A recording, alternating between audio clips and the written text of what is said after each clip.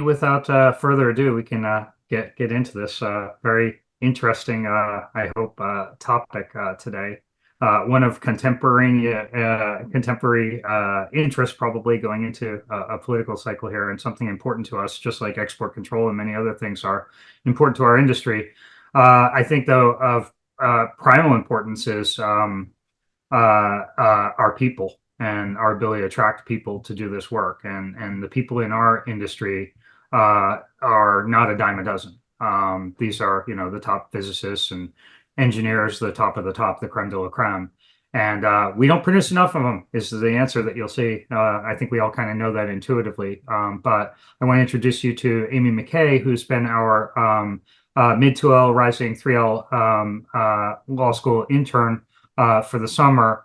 And she has embarked on a mission here to kind of do the primary research on leveraging what we have in workforce development at the QED-C and some of the people that we have here, general counsel at a number of different companies and whatnot, and other people in the industry, to really collate some primary research on what are the problems with immigration for the quantum industry specifically, that's made acute by the type of talent that we need, and the fact that, frankly, I'll just say it, we don't do as good a job as some other countries in teaching math at a very high level, at the collegiate or graduate level. So we don't have as many homegrown talented people as we'd like to. And it's certainly not enough to fit the needs of our growing industry. And it affects other industries as well, but ours is particularly acute, as we all know. And we're competing against other countries internationally in the US. And as we'll see, the immigration systems don't help us. And so what do we do about that? What's available? She's done a lot of work on leveraging who we need, what we need, that we have some of that information that we've gathered through our surveys over the years. And then also the publicly available information on other sources, and then anecdotal information through a lot of interviewing. And then we're collating this into recommendations, first describing the problem and recommendations that we hope will have some primary and secondary legal research going into it, for that we're collating now into a journal article, hopefully to be submitted to a top law journal. And she's Amy is staying on with us for a couple of months part-time while she's a 3L to finish that up and get that manuscript out. So today is about getting some input about the situation, the recommendations, and then maybe a little bit of a discussion and Q&A after that. But we wanted to give the first view of this to this group here before we went further into the manuscript and whatever. We will also be doing, I'll talk later about this in the main meeting, a longer version of this with a lot of the details and things that have been sussed out in the manuscript for a CLE that will jointly deliver an hour of CLE with 3 other CLAs in export control and other things that we're planning to do in a 4-hour session at the plenary in Seattle, live and also available. We're going to try to make it available for people to participate in that one online as well. So without further ado, I'd like to introduce Amy. Thanks, Christopher. So let me shut here.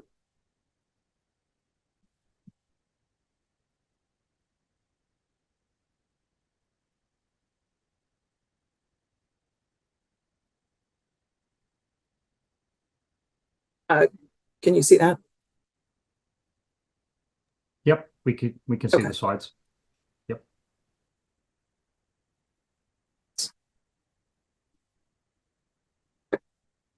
Okay. So the Law Tech asked me this summer to research how immigration and export control influence the hiring of foreign talent in the American quantum ecosystem. And today I'm going to talk a little bit about how the quantum workforce shortage, why this is a problem, why there's a shortage, employment-based visa options companies can use now, and potential solutions. In 2024, QED-C surveyed members about hiring challenges. Of 22 companies that reported and were willing to share their hiring goals, 60% said that they failed to meet their hiring numbers by year end. 80% of the time it took between 2 and 6 months to find the right candidate, and 16% of the time it took up to a year. Overall, members reported that the availability of candidates that of the available candidates, 61% lacked the needed and desired qualifications, and 39% said there were not enough talented workers with the right to work in the US. 22% said that visa processing times were also a barrier to hiring. So why is this a problem? This is a problem because the US has the opportunity to capitalize or not on a share of the quantum market, which is projected to be 173 billion by 2024.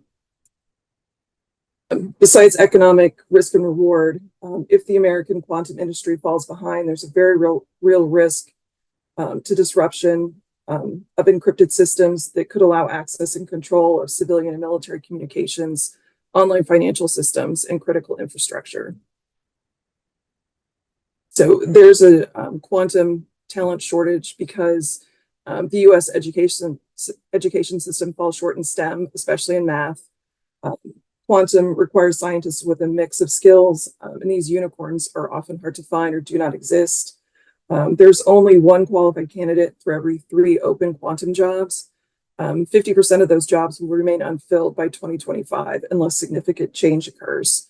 The US simply needs to retain more foreign-born workers, and most existing quantum-relevant talent is educated and based outside the US. While we do have programs that are developing quantum scientists, the median time to complete a program is usually from 4 to 10 years. The US does not produce enough graduates who have the ability to easily stay in the country. Over the last 10 years, of the 1.2 million STEM PhDs awarded, 46% of those were to foreign nationals. And of the almost 300,000 STEM master's degrees, 45% of those were conferred also to foreign nationals.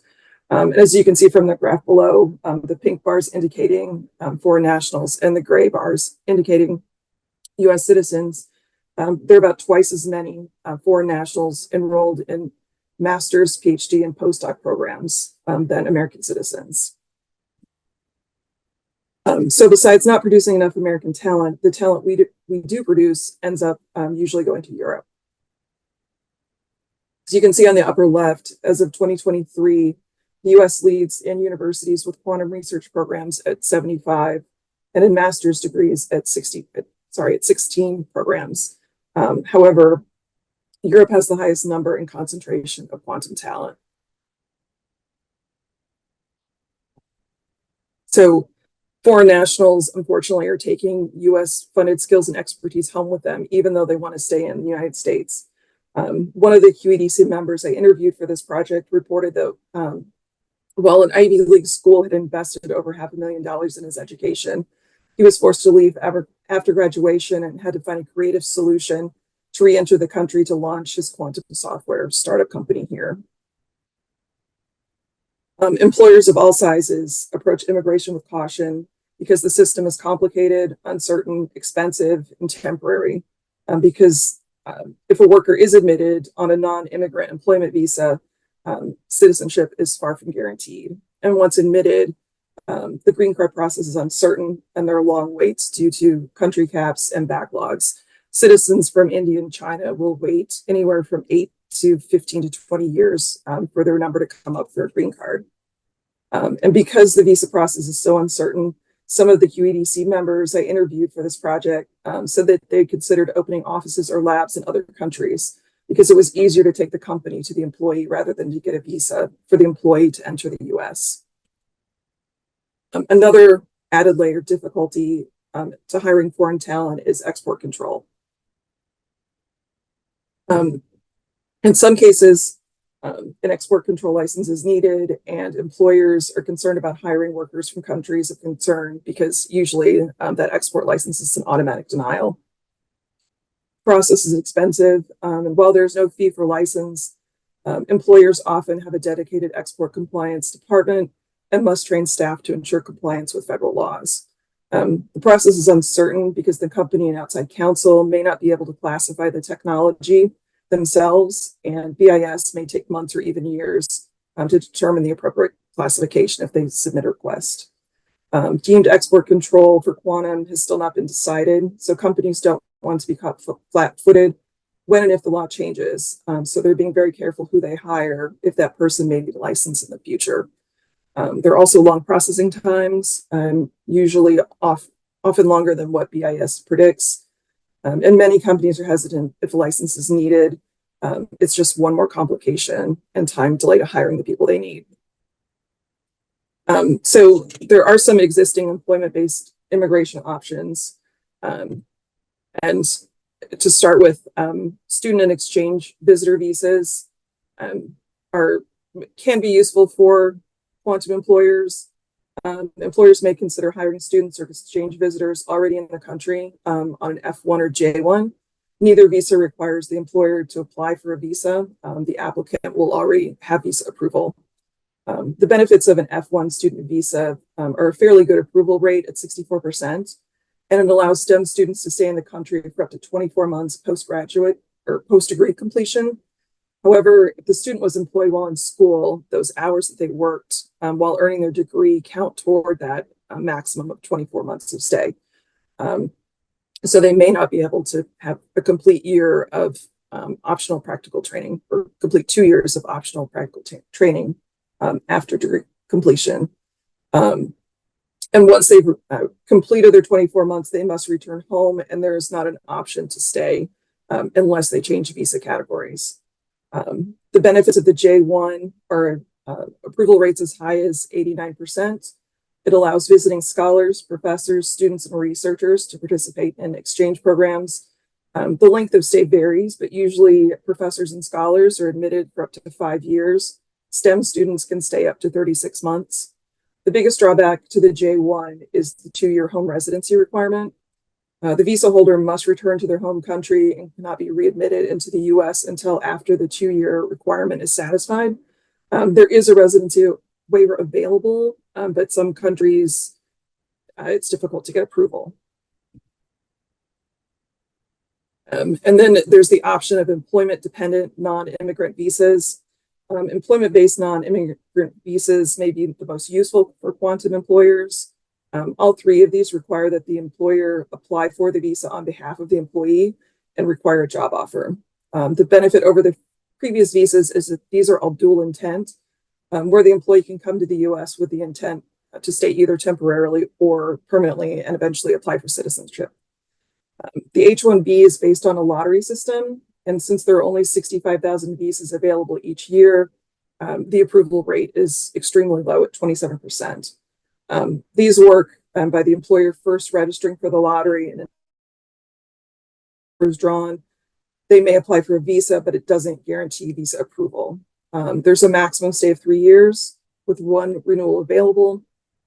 However, if the employer applies for permanent residency on behalf of the employee, the visa can be extended in 1-year increments until their green card visa is approved. So they can stay in the country indefinitely until their number is drawn for citizenship. While the H-1B is very difficult to get, there is a carve out for 20,000 visas set aside for master's degree holders for hire. Another exemption that may be helpful to the quantum sphere is the cap exempt H-1B. This has no cap on the number of visas issued. It's available for nonprofit employers, such as universities and related nonprofits, and government and nonprofit research organizations. Something quantum companies may want to investigate is setting up their own nonprofit to sponsor cap exempt H-1B visas. There are several nonprofits that sponsor H-1Bs where the visa holder works a few hours per week mentoring college students while concurrently holding a regular H-1B, working in their field of specialization for 35 to 40 hours a week.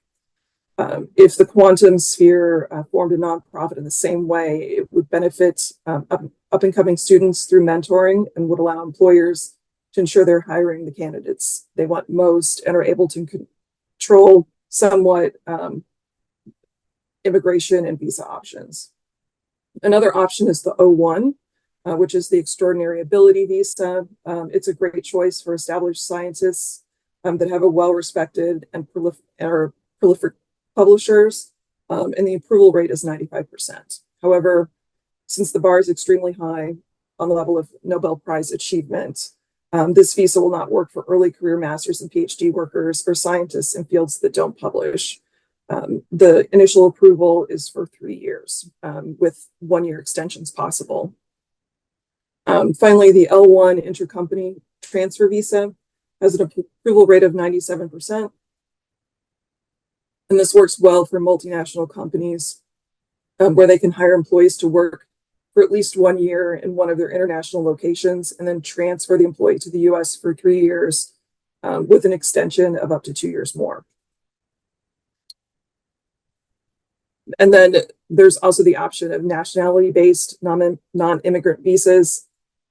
These 3 visas all have very high approval rates and are easy to get if you were thinking of hiring someone from Australia, Chile, Singapore, Mexico, or Canada. Like the visas on the previous slide, they depend on employer sponsorship and a job offer. There are country caps on all 3 visa types, but rarely, if ever, are those caps met. The E3 is similar to an H-1B in that it's based on working in a specialty occupation. Initial approval is for 2 years, but can be renewed indefinitely. The H-1B one is exactly like the H-1B, but doesn't require going through the lottery system. The stay is for only 1 year and can be renewed twice for a maximum stay of 3 years.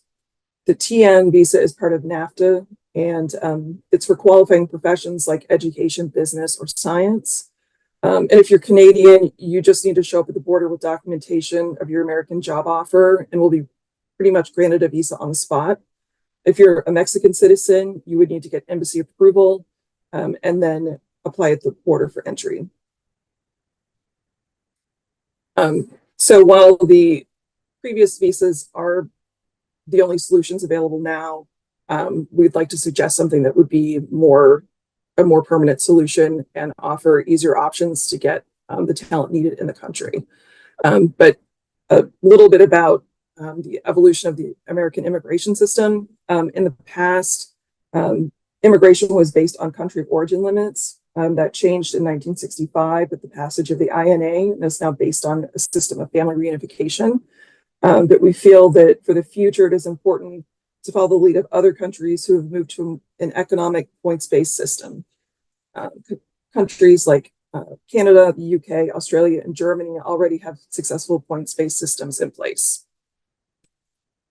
So we're proposing a new visa category called the Advanced Tech Opportunity Model Visa, or the ATOM. So while launching a quantum nonprofit to create a pipeline for CAB-exempt H-1Bs or something similar would be a great option, we're proposing a more permanent fix like the ATOM visa. This would be a points-based system focusing on economic interests, not family reunification. It would provide more certainty. Other countries have calculators on their immigration websites. Just enter your criteria and it calculates for you if you have enough points for potential visa approval, rather than relying so much on each individual immigration agent's subjectivity and individualized review. This also leads to faster processing. Preference is given to US educated foreign nationals already in the US. They already have visa approval, so this should cut down on security checks and keep people who are in the US in the country. This would lead also to an E1 or EB1 visa, which leads to permanent residency. The EB1 puts applicants to kind of to the head of the line and gives preference and accelerates the green card process. Employer pre-approval would also expedite the process. As soon as a company knows they would need to hire, they could apply for approval for the positions they need to fill and only have to wait on the Department of Homeland Security to approve the candidates at the time of hire. The intent is to keep US educated STEM workers and their skills in the US and encourage US citizenship so those workers can continue to contribute to the US economy. So how would a point system work? So come up with some selection criteria. This is not set in stone, but it's kind of a baseline that may be used to determine eligibility. So most countries require passing a language exam. So that would kind of be a basic requirement. Prior visa approval, and currently in the US, is something that's more highly valued, would be a higher point value. Having a bachelor's, master, or doctorate conferred from a U.S. institution, and then a master's or doctorate in STEM conferred from an institution outside of the U.S. Would count for fewer points because the objective is to keep American skills in the U.S. And then quantum specific experience, such as with sensing, communications, or computing. This could also be shifted to different industries to use the same system, but to be specific to the skills that they need. The job offer would rely on specialized experience in a workforce shortage area. Job offer is from a pre-approved employer. Salary is 15% above average for the position. Job is located in an economically depressed area or an EPSCoR jurisdiction that's already been determined, so it would be easy for Homeland Security to use that as a guideline. And demonstrating personal financial stability would show that the incoming applicant would not be a drain on the US system. So if we had a target of the 65-point threshold for an ATOM visa, there's a couple of examples of how an applicant could achieve this. So you pass your English language exam, that's 5 points. It's standard both here and abroad to pass a language test. Prior visa approval, and currently in the US, would speed up processing time. It doesn't require a security check, or at least not as extensive as a security check. A master's STEM degree conferred from a US institution would encourage talent and American investment to stay in the US. It would be easier to hire master's degree holders because there are few visa options available for them besides an H-1B. And if the job offer is from a pre-approved employer, it would reduce processing time. If the job relies on specialized experience in a workforce shortage area, targets industries with specific needs, prioritizes filling talent gaps, drives the economy, and lowers unemployment. Example 2, similar English language test, having a doctoral degree from an institution outside the US. While it's fewer points than a US degree, it still encourages talent to come to the US. Again, a job in a specialized experience area in a workforce shortage area. And then if the worker had quantum specific experience, that would be a way to prioritize hiring candidates that can get up to speed quickly, need less supervision, and accelerate R&D for the companies that they're working for. Salary above 15% average would encourage economic growth and reinvestment of that salary into the US economy. A job located in an economically depressed area, again, would be easy for to allocate because the jurisdictions have already been predetermined. So where do we go from here? Kind of as Christopher said at the beginning, I'm currently drafting a paper to submit as a law review article to a top law journal for publication. Beyond that, the research will also be available as a white paper or policy paper to promote change and offer recommendations to Congress and start drafting possibly improved immigration legislation.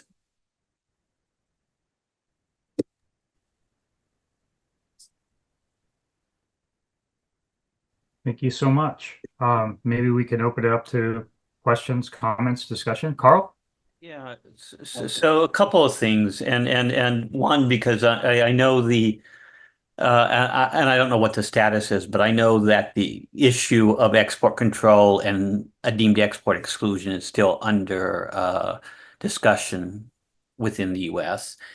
At least the first 8 or 12 slides of this would be very useful to be shared, not wait for a paper, shared more readily while that discussion is going on.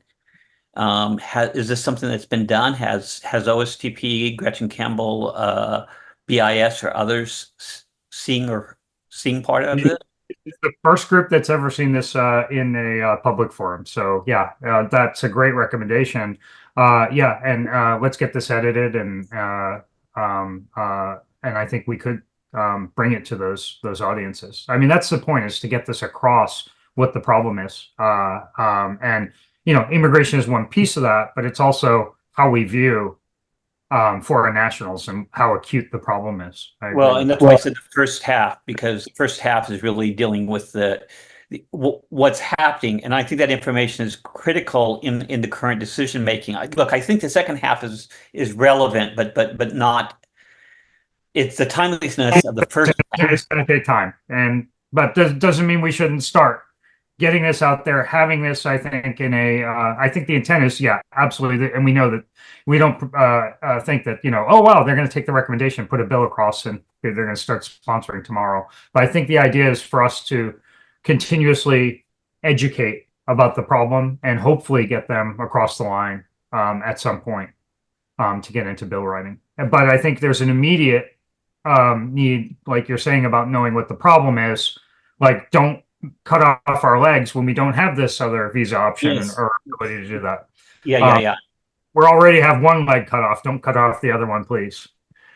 I think is your point, right? Yeah, and I would agree with that. So yeah, we can make this available. We can put it on the website, but also maybe Carl, we can work within the committee and intercommittees to think about what the right educational approach might be to get this. I would have Amy. My suggestion would be to put Amy in contact with Gretchen, and let Gretchen decide how to promote that. Yep. Sure. Yep. Absolutely. Right. So there's a lot there. I mean, the work product, obviously, it's been digested, but there's a lot behind this that. Go ahead, Carl. You have another one other suggestion on the Atom approach. One of the things you could do in pointing is you give them a slightly lower score for having a foreign degree, but if they have a foreign degree along with a postdoc that was in the U.S., we match them back up to the same value. Yeah. I mean, if they have penalized for having an Oxford PhD and then they come and do a Harvard or Berkeley or choose here, I'm not going to take sides on schools here. A postdoc at a decent institution here. Yeah, that is a good point. We should probably make that addition and make it an either or.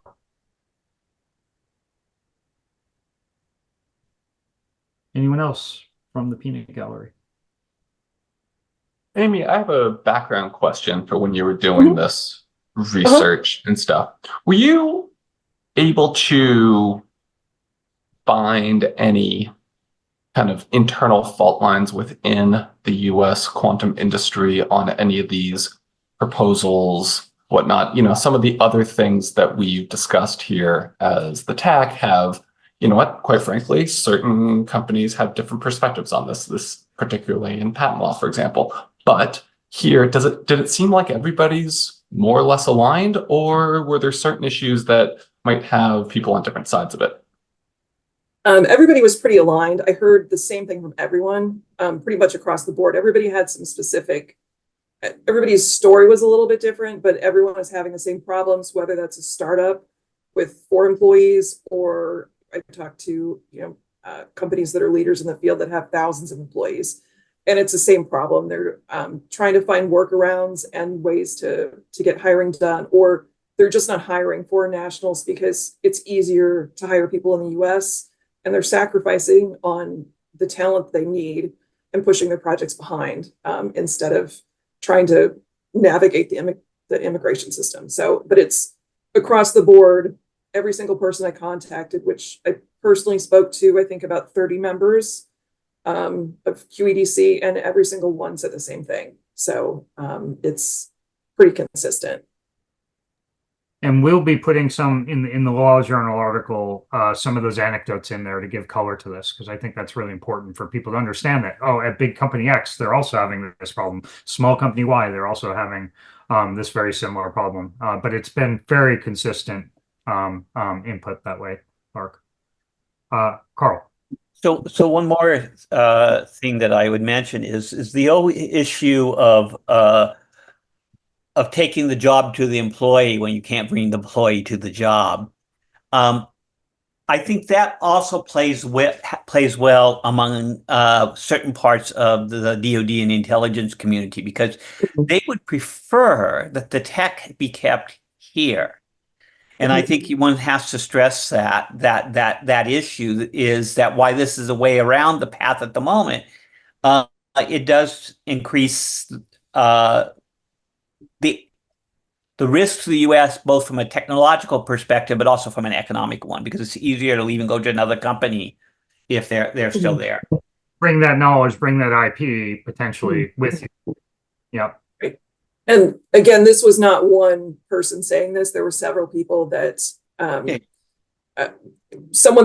one company is opening an office in Singapore and they're hiring 8 to 15 people there, and they're hiring 3 people here because they just can't manage to get visas for everybody. So it's easier for them to go there and hire foreign workers to come into Singapore than it is to hire foreign workers to come into the US. Because they're not hiring Singaporean citizens, they're hiring British citizens or Germans or whatever to come to Singapore instead of hiring them into the US. Yeah. And we want to put those anecdotes in the paper so people really, it should be visceral. People, what? Are we really letting that happen? Yeah, we are. So even the capital that gets invested in a company via, the DOE programs or via venture capital or private, okay, that, it's private capital, but the DOD, the DARPA programs and these places, you may not be able to hire all the people to complete those programs here. And you end up spending that money to grow talent in other jurisdictions. And to your point, Carl, that means that the technology ends up staying there. And new advances on the technology and patents and then derivative works of patents end up there and used against American companies perhaps in the future. So that's not great. And it's definitely not a great use of the money. So yeah, the problem's pretty acute that way and it's across the board. Costanza. Oh, did you have a question? No. Okay. I just saw you pop up. So no. I'll jump in then. Amy, great job. That was a really good presentation, and I think the Atom idea is compelling. I do think that there's a connection that I think you may want to sharpen between the critique of the existing categories of visas and this new visa category. And that missing that link is there's been a lot in the last 9-10 months by the Biden administration to try to address some of these issues, including in the AI EO from last October, which set in motion some reforms to H-1B. Shortly before that, immigration clarified the EB-1 criteria. And I think, a natural policymaker reaction is going to be, okay, well, great, we've done all this stuff in the meantime. What do you think about that? And so I think, laying out maybe kind of where those efforts are and why they still are going to fall short of meeting the quantum industry's needs, I think it's going to be really important to kind of get people to really, digest and think about this Atom idea. And that's something I've got a policy section in the paper that I'm developing to kind of discuss these things. I don't have it fleshed out enough to include it in the presentation today. But it's something that, that I'm aware of, that it's because I've spoken to people who are, trying to improve the national interest waiver, the Schedule A job list, the O1A has gotten more clarification. So all those things are helping. But if you don't qualify for the visa to begin with, it doesn't make any difference. So, but that hopefully we'll be able to clarify that in the policy section. Cool. Thanks. Good stuff. Or if the basic category is J1, you're out of luck. Even if we qualify more people for that, they can't stay. I mean, that's just the rules. Some of these categories just won't work for companies. So yeah, that's a great idea. We'll bring that into the policy thing. What new things have happened over the past few months to make it contemporaneous with what's happening, I think is good. And then I think linking that to, why those are just a Band-Aid, that conclusion has to be in there. And that they are just Band-Aids. Really, you would never design a system like this. I think it becomes obvious from Amy's presentation here. Like if you had a blank slate, would you ever go and cobble these miscellaneous things together? If your purpose is to hire scientists into, a technology economy, you would never come up with something like this. So I think we need to kind of draw that conclusion and make it clear. I also think another point to clarify maybe is what legal vehicle the Atom idea would have to ride? Would it require an act of Congress, or does does DHS have it within their existing immigration authorities to just? I doubt. I think it's probably more of a legislative fix, just given what little I know about immigration. Mhm. But I think that's a point you want to draw, particularly because there, you get into some of the sort of the nativist rhetoric about immigration, and in particular this idea that foreign-born talent will replace hardworking American workers. You do a good job identifying the gap that actually there's a gap. There aren't enough great American workers to fill these jobs. But I think as you think about the presentation of the concept in the article, my advice would be to just think about the politics a little bit. You don't want the politics to sort of overwhelm your analysis and recommendations, but thinking about how to position the recommendation in a way that at least doesn't generate immediate antibodies, I think is going to be very important. So one thing I can add on that is again, if you go back to the foreign talent report that was produced by OSDP, because that's now official policy document, and you point to it because it all supports what you have there, and you use that to state that this has been recognized, and in fact, official policy is that we're encouraging this. I would strongly recommend you do that because I think it helps adds weight as we push for legislative solutions. Mm-hmm. And in the paper, I do plan to cite, there are several executive orders saying exactly what you just said. Several things that have come along that the government is pushing for this, but nothing's happening. So, but yes, hopefully that'll also get incorporated. And I think that the statement has to be made somewhere in there, regardless of right, left, center, blue, red, doesn't matter. That the problem has to be solved. I think to your point, there's a political thing that the wide brush of immigration's either bad or good, binary on either side of the aisle is kind of a thing that exists. We're grouping everyone in the same bucket, right? Whether it's rural farm labor who also deserve to be treated the right way with our immigration system and whatnot, regardless. But these are different purposes economically and morally and all of this. Yes, we need to have an ability for people to migrate when they have violence at home or these kind of things. There needs to be an asylum system according to our morality as a nation. But that's very different, and that's a very different need than, okay, we don't have enough scientists for our economy to exist, right? In this industry. So I think we do have to touch on that the reality of those politics, that it's all been kind of amalgamated into one binary decision. I'm pro-immigration, I'm anti-immigration, which really doesn't mean anything when you get into the granular problems here.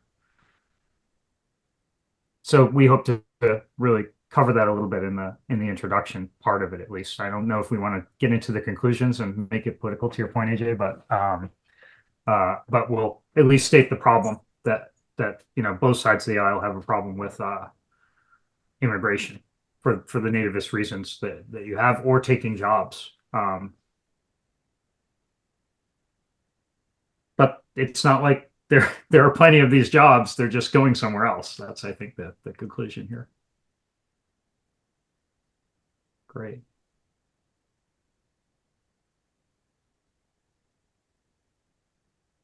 Costanzo, are you talking? Or you might be on mute.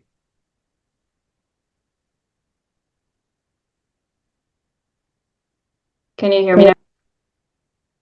Okay, let me know. Sorry about that. I was saying I have a very specific question about when you were describing the points-based system. And I should say, hi, everyone. I'm Constanza. I recently joined QED-C. I'm a fellow with the Center for New American Security, which is a bipartisan independent think tank in DC. And I'm specifically with the Tech and National Security team, and I'm leading the quantum policy efforts from the center. Excited to meet you all and being part of the conversation. So my question was, you had a point about like an additional source of points was whether the job is in an economically depressed area specifically, I think you said an EPSCoR jurisdiction as like a matter of helping identify what that is. I was wondering if you could expand a little bit on that. And I think especially as we're discussing the political dynamics of immigration policy and kind of the very knee-jerk reaction against any type of immigration, no matter of what type it is. I think it's important to also kind of position or frame how this kind of new visa proposal would actually benefit the economic health of the United States. So I think that could be another angle to really make it very concrete. So I wanted to hear maybe a little bit more about how you identify that as part of the point system, whether that is part of the framework for that other countries use for this kind of immigration visas. And yeah, like hear more thoughts on whether that, because I think when I first saw that, I also thought that maybe that could be a kind of a drawback if you frame it as we're bringing foreigners to areas that are already very depressed economically, could elicit potentially more backlash. But anyway, I'm curious to hear more about the framing for that. Yeah, and I haven't done a ton of research on this, but there are some countries that use the point-based system that do offer points for jobs in economically depressed areas. So that's a little bit, it's kind of a transfer. So within my research, and usually if I first started looking into this as a category or as a criteria, the recommendation was to have like state governors propose economically depressed areas or to get certified with an economically depressed area to bring workers into their state. But I think the EPSCoR jurisdiction, since it's already established, it's focused on bringing research into areas, not necessarily, I mean, obviously there's an economic gain with that, but it's for our purposes here, it's a little bit more bringing technology to places where it is not a hotbed of, it's not going to Silicon Valley. So it's just kind of spreading things out a little bit. So something that's, I haven't done a deep dive into it yet. Yeah, and it's not a replacement theory kind of thing. In some ways, the PhD quantum scientist going into the more economically depressed areas, not replacing a job that necessarily exists there. Hopefully, it's additive and accretive to bring others into there, maybe in associate degree programs and whatever. So the lab that we set up needs a technician, needs other people who are highly paid jobs in that area. I think one example of this we may want to point to is the quantum program in the Chicago area now with the DoD, the DARPA program. We know that that's going to be located in, kind of redevelopment type of a zone south of the city. And that's what Illinois has done very intentionally and specifically in one of those federally recognized areas, along with the DoD going with that to bring that quantum program in there. So maybe even in specificity, mentioning that this is a trend that the federal government and the state governments are cooperating on. And the logic there, listening to Governor Pritzker's team, is okay, we're not displacing people and bringing in jobs that other people already have. This is really bringing in an entirely new economic area that didn't exist there, or bringing back manufacturing or semiconductor types of stuff to areas that have lost those manufacturing types of positions and jobs. Yeah, to add on to this, I mean, the hub zone projects that came in, again, the quantum one ended up in Colorado, but it includes Wyoming and New Mexico. But there's also a photonics material one up in Montana. And again, this is about reestablishing smaller manufacturing facilities within those areas. So I don't know, that may be less bipartisan. I'm not sure exactly how that lies on the partisanship side, but it's clearly something that has been an issue of trying to get jobs back into depressed areas. And so I think we should put the point that this grows the overall economy, that those people are there, they have to eat, they have to buy houses, they have to buy cars. and all of the ancillary things that go along with that to grow the local economy, not just the job piece, not just the income piece. But I think we should make some mention of that in the formal paper. Thank you.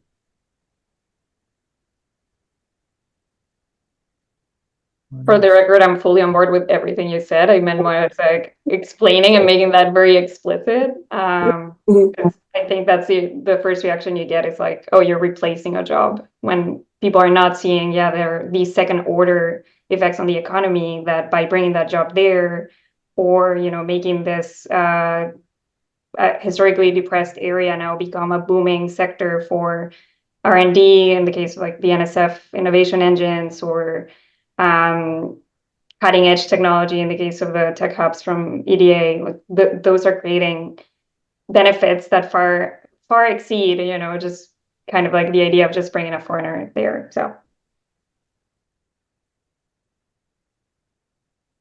it's very valid.